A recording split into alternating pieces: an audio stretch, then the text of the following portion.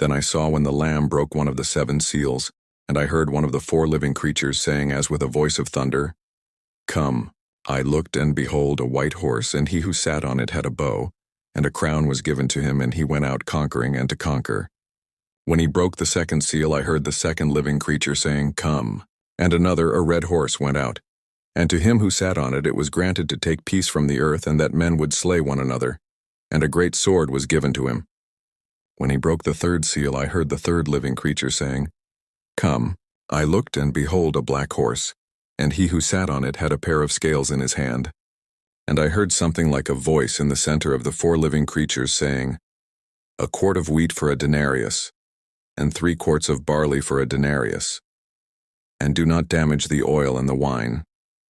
When the Lamb broke the 4th seal, I heard the voice of the 4th living creature saying, "Come."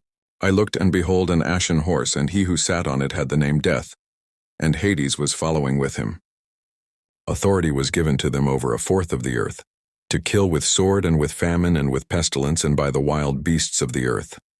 When the Lamb broke the 5th seal, I saw underneath the altar the souls of those who had been slain because of the word of God, and because of the testimony which they had maintained.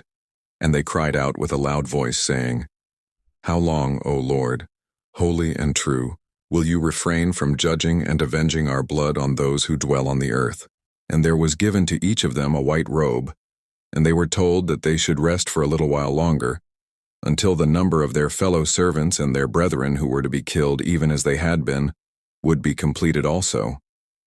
I looked when he broke the 6th seal, and there was a great earthquake, and the sun became black as sackcloth made of hair, and the whole moon became like blood, and the stars of the sky fell to the earth, as a fig tree casts its unripe figs when shaken by a great wind.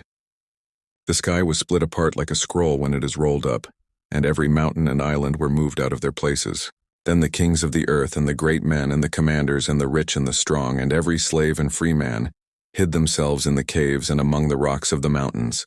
And they said to the mountains and to the rocks, "Fall on us and hide us from the presence of him who sits on the throne and from the wrath of the Lamb. For the great day of their wrath has come, and who is able to stand?" Revelation 6:1-17, NASB 1995.